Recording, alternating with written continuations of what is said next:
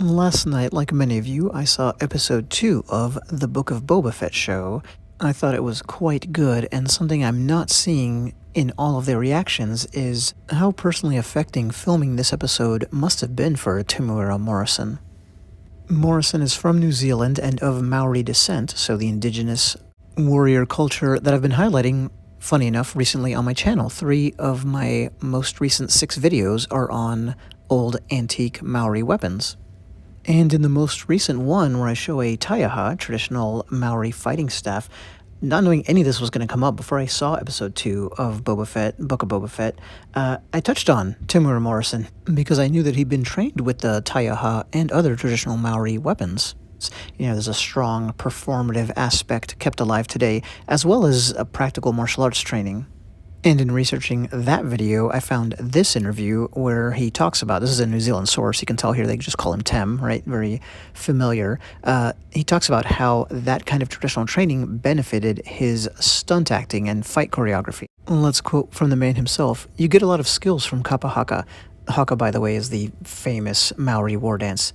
"I am forever doing fight scenes in movies, and if I didn't have Taihao training, feet work, I'd be getting myself hurt most of the time." Well, you can imagine then watching this episode, which has a lot of staff training and fighting, how it reminded me of all that and made me think this must have reminded Morrison of his youth, his homeland, and most importantly, his culture, which is very dear to him.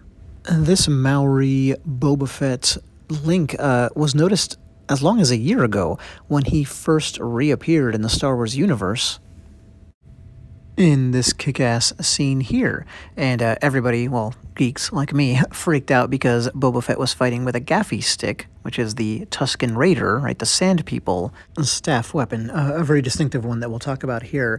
But yeah, so a year ago I could have said, oh wow, this reminds me of his Taihao training, etc. But that was just one fight scene, and there was no context for why he was using that kind of weapon. But that was a cool mystery. Obviously, it was a conscious choice by the show to not let us know. We had to wait then until 2022 to find out, and that ties me back to what I, again, think must have been a very personal experience for him, because this episode is so much more than just, oh, I get to use my staff training in this fight scene. So let's get to why, but first here's a shot of one of the Taihas I got to see recently. Here's a great historic photograph. This part of the weapon is called the tongue, by the way. I mean, that's the indigenous term, but in English for that part. Here's the smaller of the two I got to hold recently. Well over 100 years old. Like the other one that I saw, this is a very small example, so notable for that. But anyway, yeah, this is a long, proud tradition. The Maori have a sophisticated martial art around the Taihao. I get into that in some of my other videos. Some Maori still train actively in the practical aspects of the weapon. Here's a couple of shots from a class you can take. It would be pretty awesome to learn some Taihao in New Zealand itself. But back to my point, it really is not just some random historic weapon. It's an indelible part of the culture. You can see it here over on the right on the New Zealand coat of arms. Now, one of the really cool things about this recent episode of Book of Boba Fett is that we learn more about Tusken Raider culture. This is an indigenous culture that was overrun by a technologically superior force. Gee, that's something that would remind Morrison of his people's history. And the Tusken Raiders have this culturally important staff that they train with and fight with, and there's very little chance that was a coincidence.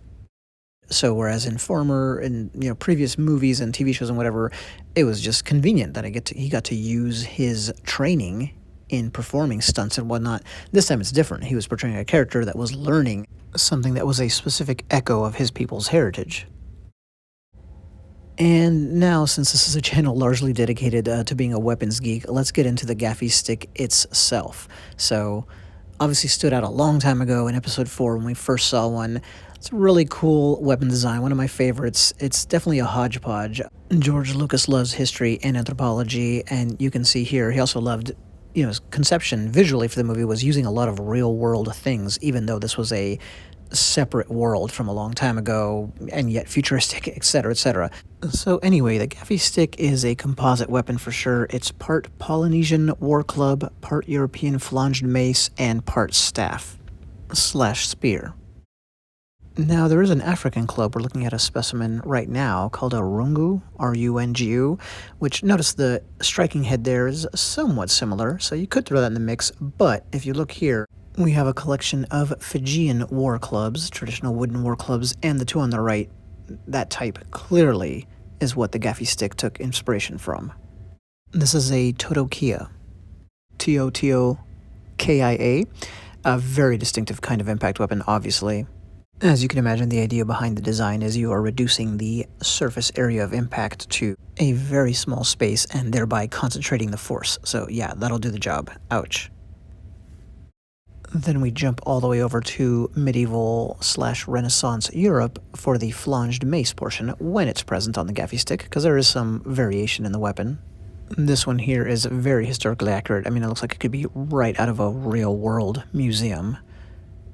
Now, I like the juxtaposition of the two poses here. That's why I went with this piece of art, but it's a little unrealistic in the sense that this mace is way too big. Historically, a mace, including a flanged mace, could have a spike on top for thrusting, like seen here, and that's usually what we see with the Tusken Raiders. Anyway, that's the story behind the fictional stick from a fictional indigenous culture, which again surely reminded Temuera Morrison of his culture's fighting staff.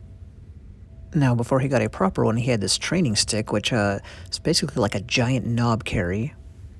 That being a different kind of traditional wooden impact weapon, one from Africa, strongly associated with the Zulus.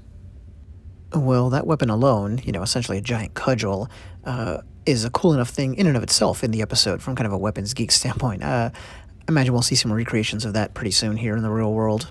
And for yet another tangent, if you look at the carving there on the top of that club, it certainly reminds us of Native American ball-headed clubs, which I've shown on my channel, including this one from the 1800s, which is an absolute beauty. And like the Totokia from Fiji, like the knob carry from Africa, this was also a one-handed wooden club. So like a really large two-handed wooden club, those were used and did exist, but they were far more rare than the one-handed variety across the globe. And I do mean club, like something with a swelled, striking head. Obviously, there's all kinds of quarterstaffs and whatnot in history. And yes, we are geeking out as hard as absolutely possible on this video. Another cool thing in the episode was that this goes to kind of the tribal aspect. It's not just that he gets this weapon, that he gets trained in it, but Boba Fett gets to make his own. He goes on a vision quest, which seemed very reminiscent of Native American culture. He brings back a stick which is then fashioned into his Gaffy Stick. And that's a big part of him becoming a full-fledged member of the tribe. And this episode is titled The Tribes of Tatooine. And the very methodical making of this weapon here, I'm sure reminded Morrison of the Taihao. And sorry for those of you who've heard this in multiple videos, but those took a long time to make in New Zealand because they were fashioned with stone and shell cutting instruments. And they didn't just carve it to be utilitarian, right? It had religious, mythic designs put into it, as you can see here.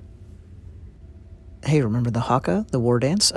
So important that it's still done today in all kinds of performances, including by New Zealand's very famous rugby team, seen here. Well, in this episode, there's dancing with the Gaffy Stick, so you have yet another tie-in. I really wonder how much his input had to do with it. He said in an interview that his Maori heritage and the warrior heritage was incorporated into his character. He also said in another interview, quote, "I come from the Maori nation of New Zealand, the indigenous people. We're the down-under Polynesians, and I wanted to bring that kind of spirit and energy." But it's still unclear exactly how all this developed. Here's Boba Fett after his initiation into the tribe. There's even an Indigenous Rights aspect to the episode, which I'm sure resonated strongly with Morrison when he read the lines, which he may have had a lot of direct input on. But, the Tusken Raiders, they're kind of obviously the Native Americans of the Star Wars universe of Tatooine. Like I said earlier about the Tusken Raiders themselves, a fictional indigenous culture overrun by a technologically superior force, so sure he saw the similarity to his people's history, and was thinking about both when he was speaking in this scene here, when he tells these interlopers that the Sand People, the Tusken Raiders, have ancestral rights to this land. I bet that, to use a phrase from earlier in the video, hit hard as he was saying it. As I said, I'm not the only one to notice the Maori influence in his character or in this episode, but I don't think anybody has deep dived or nerded out about it anywhere close to as much as we have in this video here, including the weaponry and martial arts aspect. And that's why I posit my thesis here. I don't know for a fact, but I'm guessing that this was a very personal experience for Morrison, the filming of this episode. This all reminds me I met him once, only because he had to sign my autograph at a con, but I did, and that was back in the episode 2 days, long before I knew he would play Boba Fett. I can definitely report he was very cool. Anyway, thanks for watching.